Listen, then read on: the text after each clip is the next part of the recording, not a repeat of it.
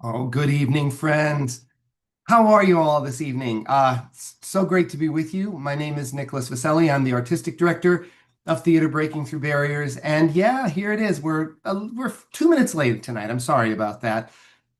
But we are indeed coming to you live from right here in heart of the heart of everything, the heart of the Thunderdome, right here in beautiful Midtown Manhattan. And on behalf of all of us, all of our artists, all of our board, our administrative team, I cordially welcome you to, I guess I should say, take two of Theater Breaking Through Barriers' third Hybrid Playmakers Intensive, or HPI 3 Dramaphemera. Here's the catch: the Lost Plays. For those of you who have been watching, you probably have heard me say already, but what we did was we did our third Playmakers Intensive from April the 28th through May 4th. On May 4th, we scheduled a live performance in front of a studio audience of 6 brand new plays. It was our plan to simulcast those plays, stream them to you live in the studio as they were happening, so you would sort of get a chance to experience the plays as they were being performed before a live studio audience. Well, unfortunately, technical problems ensued, and we did not have that opportunity. But we are very happy about the fact that we filmed those plays for our archives, and we get to share them with you every night this week. So we've had Monday night, we opened up with a play by Charlie Quinn. Last night, we did a play by Peter Mark, and we have a wonderful show for you tonight. I have to tell you, I love this playwright. Enrique Huili is a wonderful artist, a wonderful writer, and a wonderful actor.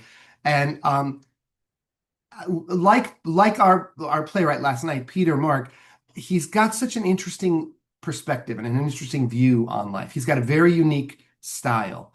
So we're going to crawl around in Enrique's head after this, but I want to introduce everybody because we get a chance to do this. So everyone, come on screen for a second. It's so great that we're able to, there we go. Oh, Veronica, Fareeda, Enrique, and Jack Sims, our director. We are missing one performer tonight, Joel Jones, who is also really wonderful and actually worked with us for the first time in this intensive, but he's in Europe right now. So, he's pretty much having to suffer in Europe, and he's missing his premiere. So I'm sorry about that. Joel, when you do get a chance to see this, know that you are missed and we love you. You guys, I know that you guys have all done intensives with us, both live and virtual. And this is the first time that we're actually doing an intensive where the work that you were going to be showing everyone, you've already performed. So you're not even performing tonight. You just have to sort of watch yourselves perform. And I'm really sort of curious to know I mean, Jack, you directed it, and Enrique, you wrote it, so you sort of saw it already. But I'm going to address this primarily to Fareeda and to Veronica. How do you guys feel about watching yourselves? You first, Fareeda. Um, I'm really coming to learn because primarily I have of the work I've done, it's a lot of audio work and a lot of stage. And Mhm, there's just not an aspect of watching oneself. And self tapes and things like that for auditions, it's so immediate mhm. that there's not really anything jarring. So I'm really coming to learn that my thought of what I'm doing and how it looks is so different from what I'm doing and how it looks. Yeah. When something gets filmed and I'm not watching it right away or not controlling how it's filmed, Mhm. that I'm just keeping an open mind for surprises and not not being really critical. I think it's sometimes hard to be like, oh, that little piece of hair was there the whole time, and getting distracted by stupid things. But Yeah. um, I'm finding it actually a really interesting discovery. It's sort of like hearing your own voice when you start learning to doing voice work or learning to sing, and you're listening to yourself. It's kind of jarring at first, and then hopefully this is all part of learning and growing as an artist. So Mhm. fingers crossed I didn't have any toilet paper on my shoe the entire the entire time. I guess we'll find out. No, I don't think you did. Although that would have been very funny if that was the case, because we would have certainly had a blast talking about it. But I get it. How about you, Veronica? How do you feel about watching yourself? I'm going to ask Enrique too. I can ask all of you because you guys you're all performers as well. Do you have any particular feeling about it either way? I find it terrible. I mean, but I really need to know, like, I really do need to see. So Yeah. it can be very useful to, as an actor, to learn things about what you think you're doing and then how it looks later and how in the moment you were, or, things like that. And Mhm. self-tapes have helped immensely, I Yeah. find, because you just have to get used to it and look at yourself more as an object while you're editing and look at it and say, well, Mhm.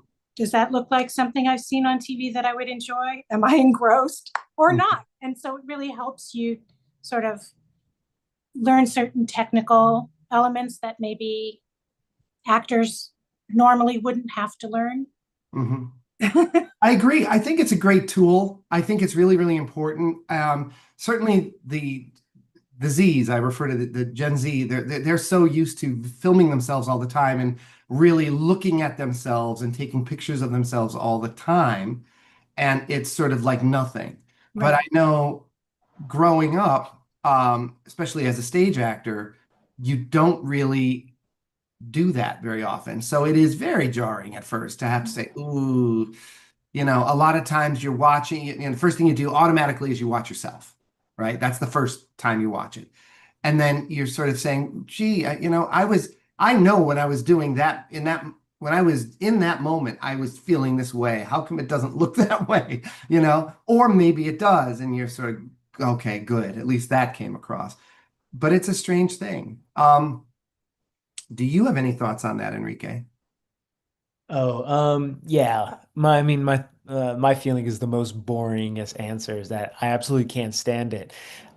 Just because I actually don't even have a reason why I can't stand it, but I will like piggyback on what Veronica said. Like, because of self-tape, I have to always edit, so now I have to get used to it. And the one thing that I really learned about self-tape and watching myself, even though I think it's as yourself, it's hard to like decide whether you're a good actor. But one thing I learned about self-tape and your face and whatnot is like technical, like how big of a frame you have to tell a story sometimes Hmm. on camera, and you don't want to be like moving too much or maybe moving like unnecessary facial movements when you just trust yourself that it's in you and Hmm. you just need to tell the story and say the lines.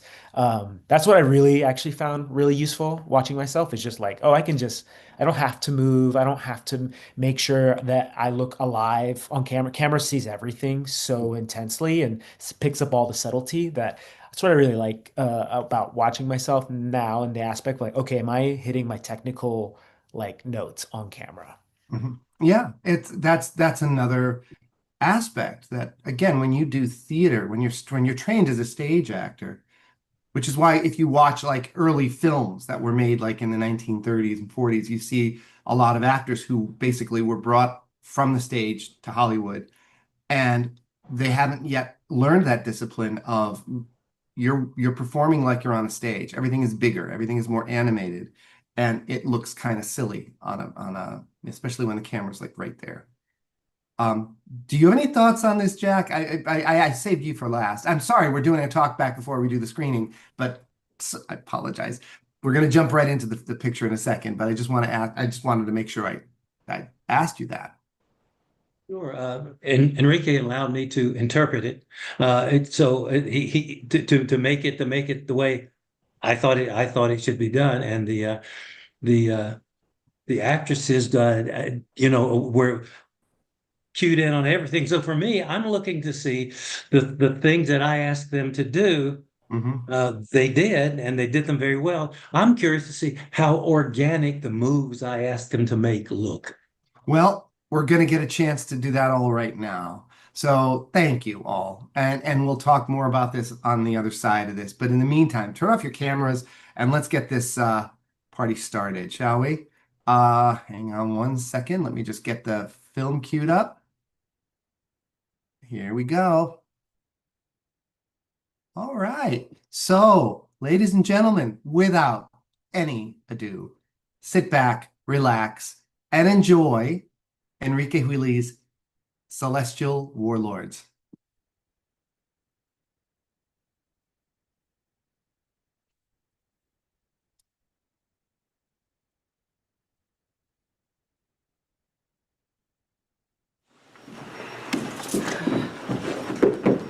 You're more than welcome to take your shoes off. It's a sign. I have been here before. You worry too much. Do I? Indeed. You talk different. I find it normal. Dad said that he wouldn't. Did you feel your stomach drop? Yeah, he said that he wouldn't be able to come tonight. That's his right, isn't it? We brought tons of paper maches like Mom used to hang over balconies and the honeycombs. I like the one with the nuclear power plants facing the trees. You were just old enough back then to keep pushing me on the swings. Was I? Don't you remember? Of course, don't be silly. Right. I remember lost of things, Come again? but I'm already here. Lost? Lost. Participle passive from lose. 1. Mislaid or left in a place unknown or forgotten that cannot be found. You Like a were lost book. very smart. Thank you. I don't remember your hands being so cold, though. Don't be silly. See how I smile? Yes. Is it the same? So you are aware? Aware.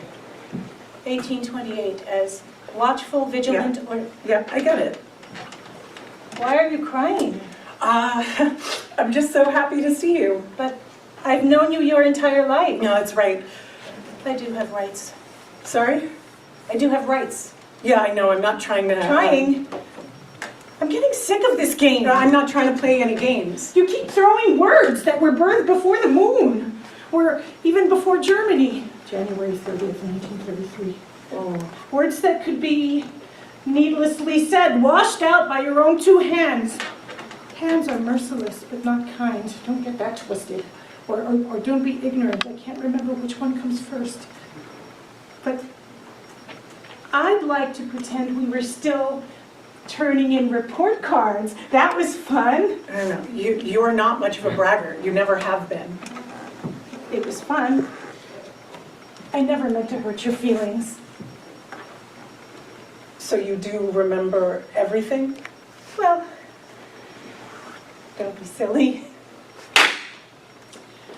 I feel a confession as a story or as a monolith can be so misleading to the public, and our sole purpose is to impose/create our sights and sounds for the public. In totality, bring facts and figures to the public. And I can't stand when someone says to me that facts and truths are the same thing. What most people don't realize is that we, as a monopoly, can only understand unforeseeable grief, which is just the streamline to the unbearable being. What is the most easiest thing to understand is that the male race is on a brink of extinction. Do I care? That's a good question. I wonder what my wife would have thought. But I killed her. Luckily, the government funded my studies, my experiments. You see, by quickly analyzing and synthesizing cell components, well, I won't bore you with that. The confession's supposed to be data or chaos. I brought my wife back. Of course, I have to thank my team. I couldn't have done that without them.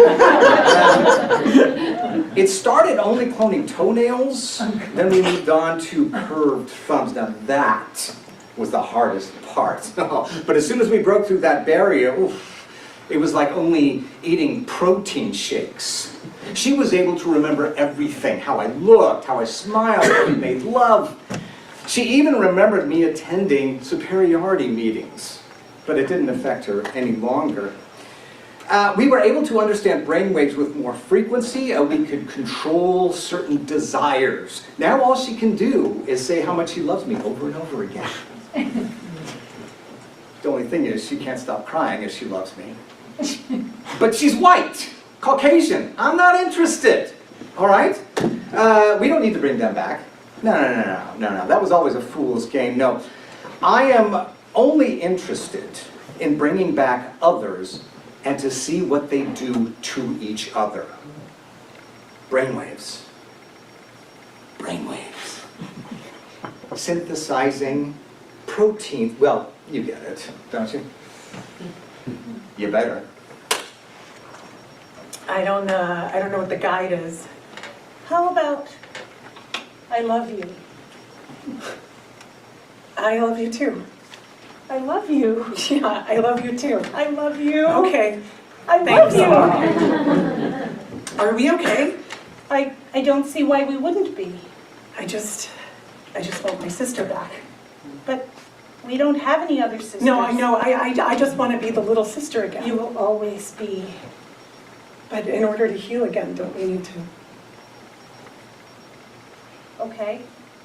Well, I don't want you to be different. Okay. I want you to be who you are. I don't want you to change. I know you love me so. They said that you would remember everything. I remember in 5th grade when I held your hand and dead leaves were falling everywhere. You smiled. Then why? And you cried and I was able to bring back any kind of muffin you wanted. You just had to ask. I don't want you to be different. Please don't cry. Okay. Maybe we just need to work. Sure. Okay.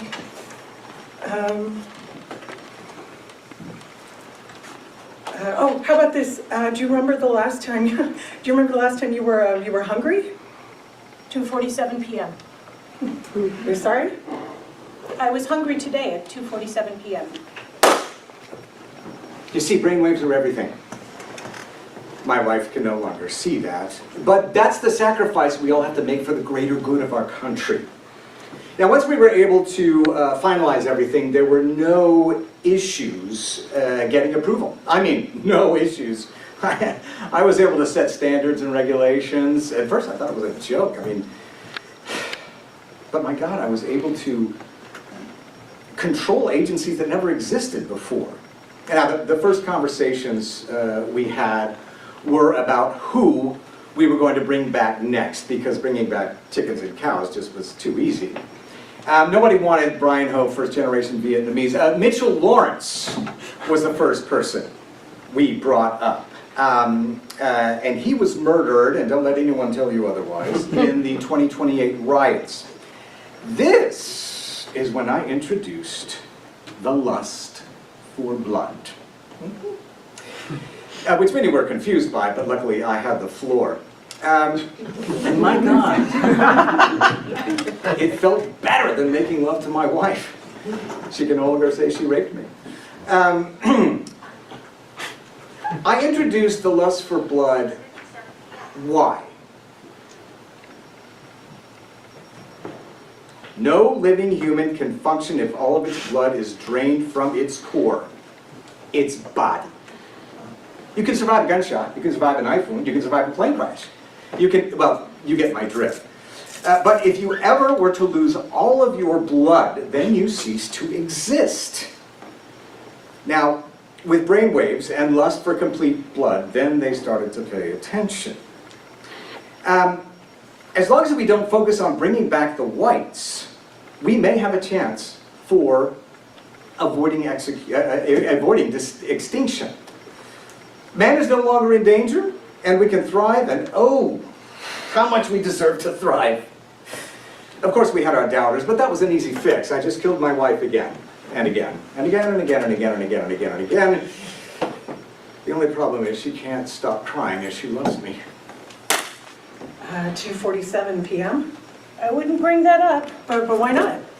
I just said I wouldn't bring that up. But I could make you something. You know, it's been so long since we've had a meal together. I could make you tacos and shrimp. I can't eat that. But I thought they said that you would be the exact same. It doesn't have to do with tacos and shrimp. Are you on a diet? Diet. Food and drink Oh my God, regularly stop it. provided or consumed. I don't want to see you cry again. I just want my sister back. I'm here. I just would like to eat food with you. Is that so much to ask for? Whenever I eat food, I immediately throw up any kind of man-made food. Okay. Don't you know me? Okay. Maybe we need to heal. They told me you would remember everything. Do you remember taking your own life? I don't know that one. Then we had the most intriguing case come my way. Many kill themselves all the time, but I really wanted to test myself. I desperately needed to test myself. For our plan can't have any loopholes. Man can no longer suffer. I found someone who took their own life because of the shade of their own skin. So they no longer wanted to exist in a world solely based on how they looked. Now, I can absolutely work with that. In order to extinct a race, well, that had never been done, and it's time for me to be put to the maximum drive, the maximum male species. God, how I lust for brainwaves. It was only a matter of time. Create the lust, the desire, the need to completely drain blood. The subject can drain the blood of a human completely by eating it. Never craving food any longer. It solely lives for draining blood of others. Now, ultimately, the lack of nutrition would expose those clones into a quagmire where only weeds can grow, uncontrollable weeds that continue to expand and into the ether of time. No acknowledgement of time and space. All the planets are flat. And expose yourself into a void of choices. And we no longer need to choose. Everything will be chosen by us. And we were able to protect the animals. I made sure of that so I could get my Nobel Peace Prize. I'm going to need you to stop freaking out. Please. What? Don't you know who I am? I remember everything. Stop insulting me. I'm not a baby anymore. And who are you? Why did you say I tried to take my own life? Yeah, you didn't try. Funny. I always remembered you being a lot cooler than other children. You were the first person to cover me up when I pissed myself in school. I'm always going to protect you. You were the first person I smeared shit on their face and beat you into the playground, making you beg for mercy. Okay, I think we need to get some air, don't you? I just want to be closer to you. Closer to you. Okay, listen. We can go get help. Maybe something went wrong, you know? They said that you were going to remember everything. I love you. Okay. I'm always going to protect you. I love you. Please listen to me. I love you. Okay, stop it. Just stop it. God. Oh, God. What did I do? Hey, you saved my life. Please come home. I'm almost there. I want my mom. A modern Dracula was born. And all the trees that faced the nuclear power plants no longer existed. It was time for my children to come home and cleanse our sins. I decided I no longer wanted to be married anymore. Listen, I'm doing it for my country. It's better that you get closer to me. Please put that down. You're scaring me. I just want to fix how you look. Please The put it color down. of you've always been good with knives. Stop that. That's what my father It's always sharp. told me. Didn't he tell you? Stop that. You're I'm hurting me. so thirsty. I'm so thirsty. I can't stand Then it. why can't you eat? I just want a taste. Give me a taste. You know, they always say life is too short, ephemeral beings. That's the biggest lie of all. As your confessor, as your arbitrator, and spoken from high above, the truth is life is just too fucking long.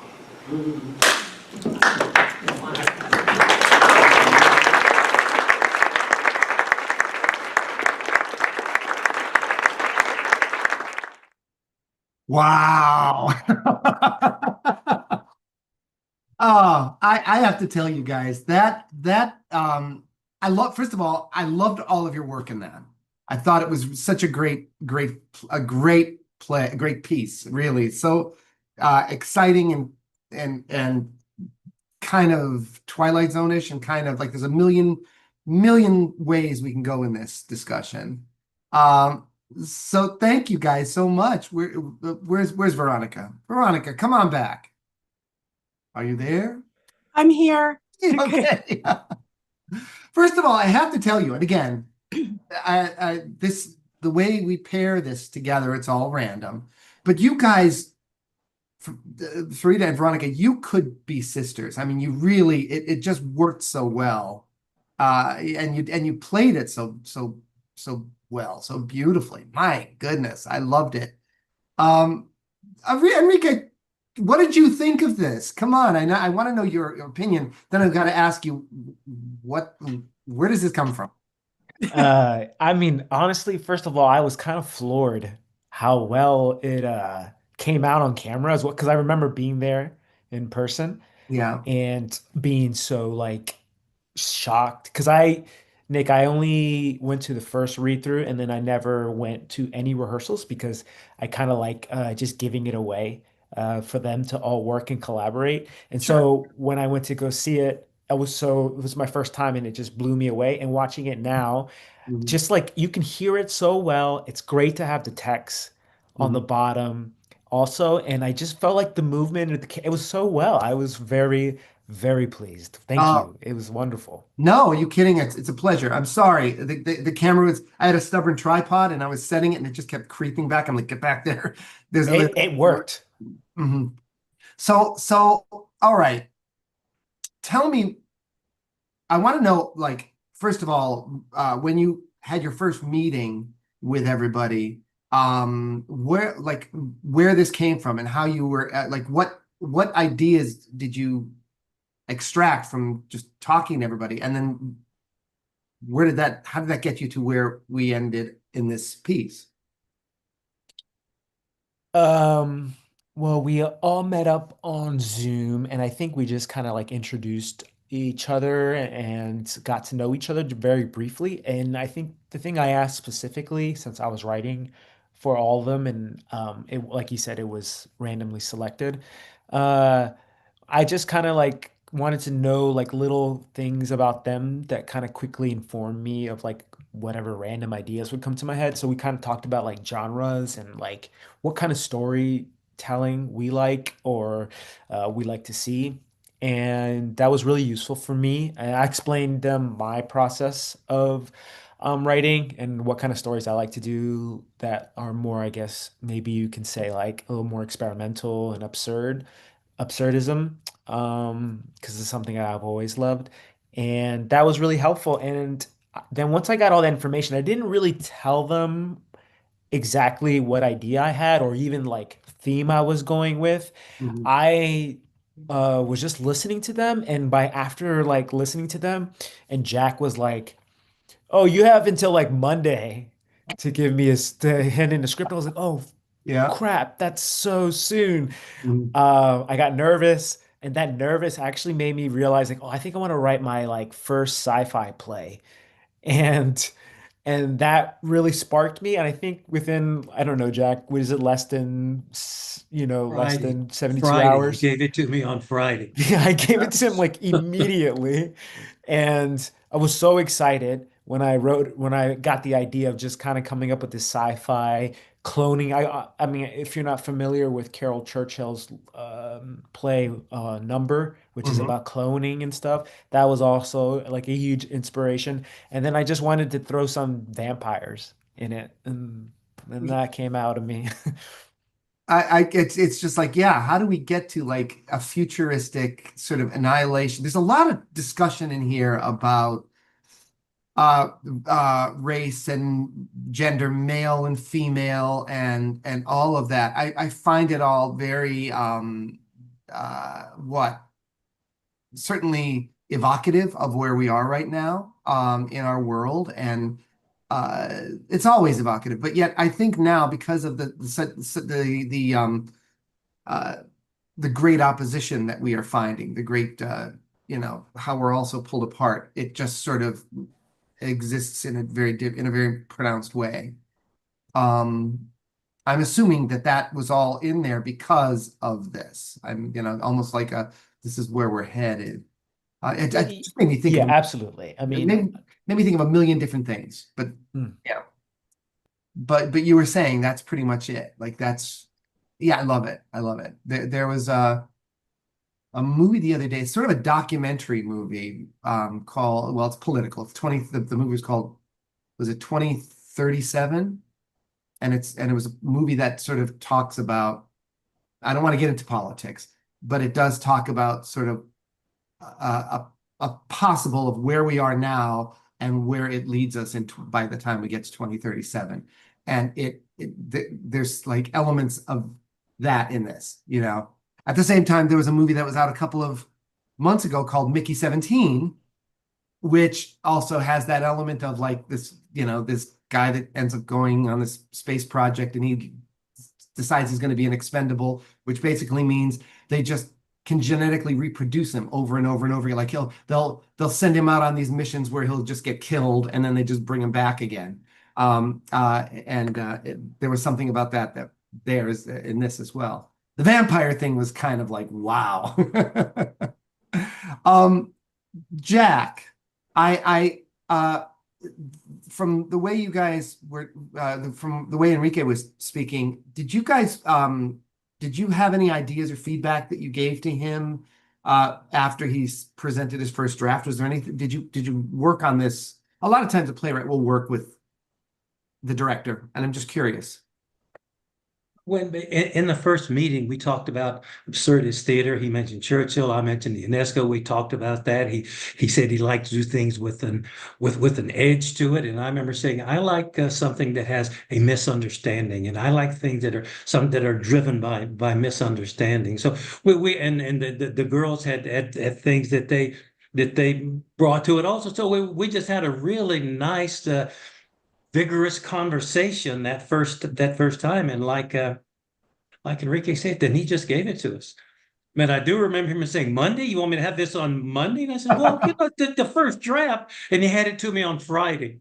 Yeah. So when they got it into his head what he wanted to do, he didn't mess around. And the very first reading, the girls were already in character, and some of the things that you're talking about being subtle. The father didn't want. The daughter cloned. And there was a lot of in Fareeda's character, there was a lot of almost she wanted to embrace her, but she had misgivings. She did this against her father's will to do this, and that sort of two sides. I thought she played very well, and I just loved what the girl in Veronica was so morbidly ethereal. I just thought they were both. I thought from the very get-go, and then we just solidified exactly how we wanted to like it. But the girls had it from the get-go. Yeah, such I have to say, it's, it was kind of I once again just a very random occurrence. We ended up having a dream team because you guys worked so well together, and everything just really clicked. I know, Jack, you're a wonderful actor. You're an incredible artist. And this was the first time you directed for us. Do you do a lot of directing? I did. I did. I did a lot of off, and I did some staging of things. When I worked at the opera, I was able to do some things outside the opera that make a picture, then move it to another picture, make a picture, move it to another picture, which was fun. I haven't for a while, but this was certainly a wonderful experience. Well, you're amazing. I mean, I love you dearly. I love your work. Again, I'll take any way I can get you, but I definitely want you to direct more because you really are wonderful. And I'm sorry, Fareeda and Veronica, you guys were and Joel was amazing. Like all of you just really kind of nailed it. It was so polished. Like you guys just had so much going on with this. And again, I've worked with you so many times in a lot of different ways. Fareeda, you actually are an incredible writer. You wrote in the last intensive, and to see your acting chops, you're just amazing. Sorry, I don't want to just keep making it all about flattery, but I don't know what else to say because it's I don't mind flattery. Flattery's great. um tell me how you guys reacted the first time you read this. Well, I'm glad that we had a reference to Carol Churchill, because there was something there were a lot of layers of what exactly is happening. It's not a text that really lends itself to a cold read and like, oh yeah, I know how this sounds, or I know what's going on. I think a few of us felt that way. Mhm. And so I think the very smart decision, and I really commend the entire group, is that everybody was willing to meet a few times before we met in person, and to really kind of meet extra times and go through layer by layer. Mhm. And so the first impression is I really didn't know what this was, but I knew that I was very intrigued. I didn't know, I really didn't know what was happening on the first read. I was like, oh, there's something, who is this doctor? Is he related to us in some way? So there was definitely a lot of mystery and intrigue, but there's almost a vibration to Enrique's text where it feels like it's come from a very pure, clear place, where like he seems very clear on what's happened, and that comes out in the text, even though it feels like, wait, what exactly is going on here? And then I think Jack did an amazing job of keeping us very practical and giving us very simple direction. And I think this speaks to both Jack and Enrique's, I don't know if they had multiple conversations, but it felt like they were completely on the same page of what is the world that we're in. You know, I'm sort of playing the straight character who is the one that is maybe most from the audience's point of view. And then we have these two kind of more heightened characters. And I felt like stylistically, we were all on the same page in terms of what our performances need to be. And then Veronica, even in the first cold read on Zoom, I was getting so much from her in intention, in energy. And sometimes that doesn't happen until like right when you go up, right, with somebody, and then they kind of turn it on. But every single time Veronica was fully invested, and it was actually very simple for me, because I just had to react to be like, what's going on? What's this? Yeah. Yeah, that was my experience. I think I went beyond the question you asked, but I started from the question you asked. So I'm just going to stop. But I love that. No, I loved it because I mean, it also reminded me of this other element to this piece, which was the way it unfolds and the way it peels back. And yes, I have I have experience now. This is what, the fifth time you've written for us, Enrique. And your writing is, as you had mentioned just now, Fareeda, there's a clarity. It's not like when he presents a play, he sort of has a very clear idea. Now, he won't necessarily say, "This is my idea, guys. It's more like I sort of, there's a truth in this piece that I have achieved in the writing of it, and I leave it to you to discover." I hope that's a good way of saying it. So it's not so muddled that it's not like, oh, whatever you make of it, guys. There's something there that is, and sometimes you really have to dig to ring the bell, and you guys just you all did. And in this particular piece, the way the layers unfold, like, when you meet and the fact that you have the shift back and forth, it all sort of matches, right? Like, so you've got this introductory scene of the two of you, and you know that there's something not quite right. You know that you're related, but there's something that feels a little strange. Then you get to hear the doctor talking, and at first the doctor sounds like he's giving a very uh, passionate yet very intellectual discussion. it kind of goes off the rails slightly when he says, when he talks to his wife and he says, well, I killed her. And that's when you're like, what? All right, something just jarred there. And that brings you into this scene where it just gets stranger and stranger and stranger and stranger until it devolves into, yep, I created a race of vampire clones that are just gonna yeah, kill humanity. And that's kind of just bizarre. It's so bizarre, but it's really well done. Veronica, you're Yes. amazing, really. What did you think of this? Tell me how, I'm just working together on this. I'm curious to know how your perspective on how this all sort of came together and what you were thinking when you started it.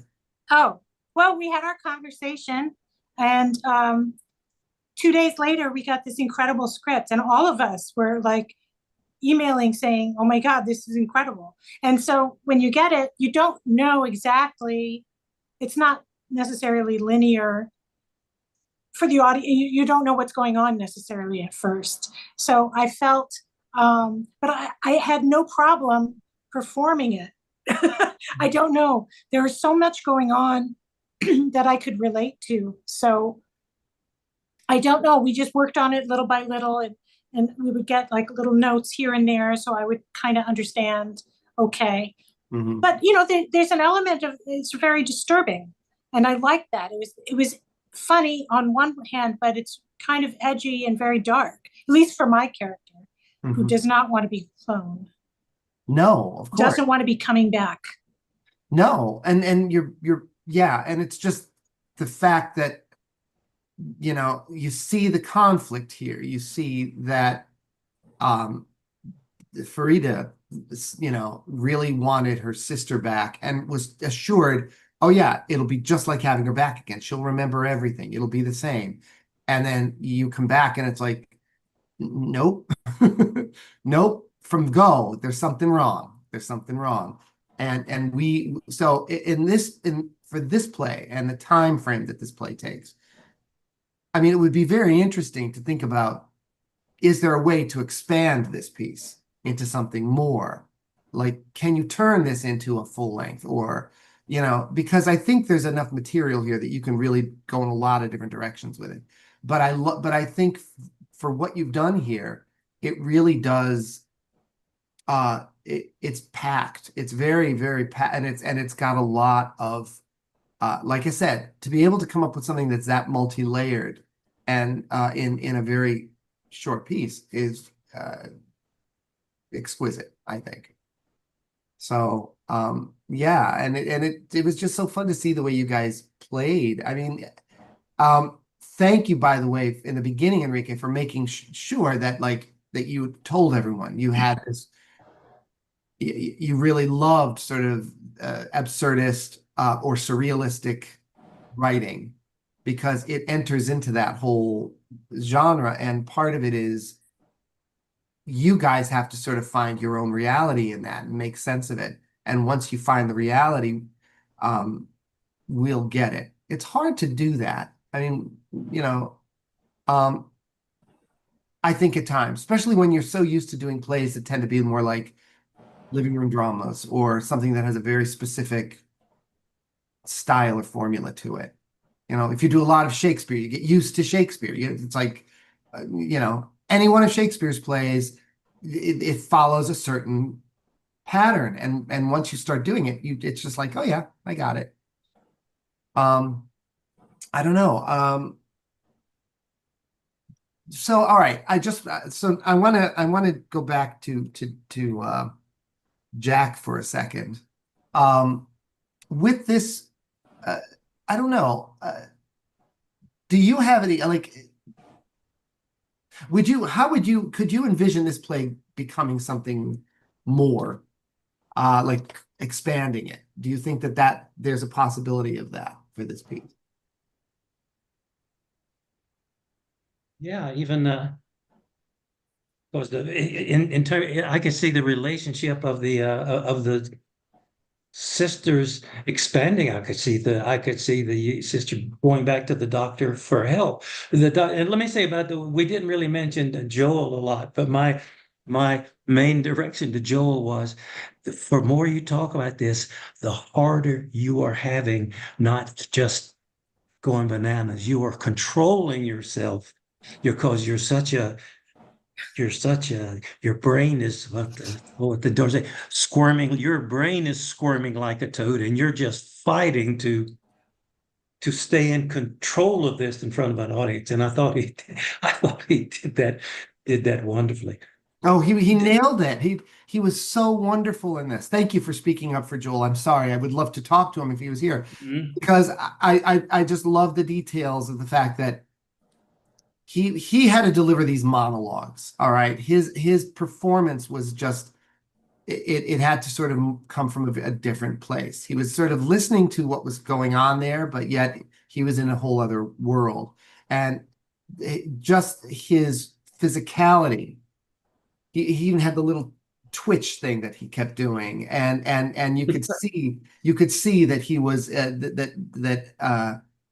he was restraining himself in some way, but yet if you knew that if that really unleashed, this guy was like, he was out there. I mean, he just, you don't want to get into a conversation with him because he could explain and rationalize everything that he was doing, but it was just insane. Well, when you're talking about expanding the play, I think one way to expand it from the scene between the girls would be not to go forward, but to go back. I think the father would be introduced as the character, that there would be the girl again. Oh, my father said I was good with knives. She was a bad girl. Mhm. She was a bad girl. Mhm. And the difficult girl, the girl who got in trouble. And so I think there's a lot you could put in a play to bring us to this point, rather than thinking how do we go down the road. Well, I'm sure there's a way to go down the road, but I think that what you could introduce, sort of the prequel to this scene, would be very interesting. Yeah. There's once again so much possibility. I also love the fact that there were a lot of I just love the fact that you touched a lot on everything, that all the hot button subjects that are going on now, race and gender, all of those things are really sort of integral. And I would love to see how, if we were to, and I'm not saying make it bigger, but if you ever wanted to, you definitely have a very fertile ground for that in this piece. But you need to have a group like this working on it with you, because they're just so wonderful. Guys were so great. I was captivated by this play. When I saw it, I said, this is really great. And I'm glad that where we put it right in the middle, because it really allowed everybody to give a good, intense focus on it. I don't know. Do you have any other thoughts or experiences you want to share about this? Because it's 20 after. I want to give you guys a little break before we cut to our next show. So does anyone else have any words for our YouTube audience? No. Okay, that's fine. I think we've said quite a lot, and I'm just so grateful to you. Thank you guys for being here, and for getting a chance to be part of this wonderful premiere of your work. I'm so thrilled that we could actually share it with our audience. This was really one of those opportunities to be able to take a situation that became so frustrating on May 4th for me, personally frustrating, and to turn it into something really pleasant. So thank you for being here. So you guys just, you know what, take a little break. I'll let you know when we start again. I'm just going to wrap this up with the audience here and say thank you all so much for tuning in and being a part of this work. We're so grateful to you for not only taking the time to see it, but hopefully for coming to see our work live as well. You know, we don't have an opportunity to do as much live performances we would like. I hope that we're going to get an opportunity to do that more in the next season and in the coming years. But we're very, very proud of our work as a company, and the fact that we not only do we do off-Broadway shows, but we also have a lot of development work. We work with a lot of really outstanding writers and directors, and of course, incredible actors, incredible artists. So we hope that you'll continue to join us and tell your family and your friends. You know, our mission is rather unique in that, yes, we're a professional off-Broadway theater company, but our goal is to create a level playing field by demonstrating that artists and performers with disabilities and artists who are not disabled, that is sort of a non-issue. Artists are artists, and you know, we want to try to shatter those misperceptions. So we don't even talk about disability a lot. We don't talk about the artists, you know, who are disabled or not. I can say that in this particular intensive, 50%, more than 50%, 52% of the artists who were involved in this intensive, writers, directors, actors, over 50 people, were performers with disabilities. Does it matter? No, it only matters as much as we want it to matter. It shouldn't matter as much as you want it to matter. So, and the work is stellar. It's wonderful work, and I couldn't be prouder. So we hope that you'll continue to join us. Tell your family, tell your friends. Tomorrow we have another wonderful show. There's I know I've mentioned to you before, because she's worked with us several times. We have this really, really great play written by the incomparable Kate Allen. I'm very fortunate that Kate has worked with us a bunch, as has her daughter Kira, and her husband, who also works with us. He's on our board of directors. So we hope you'll tune in. It's really funny, sort of in some ways. It connects with tonight's play, but it's in a different way. The play is called 2 Weeks Later. It was directed by the incomparable Stuart Green.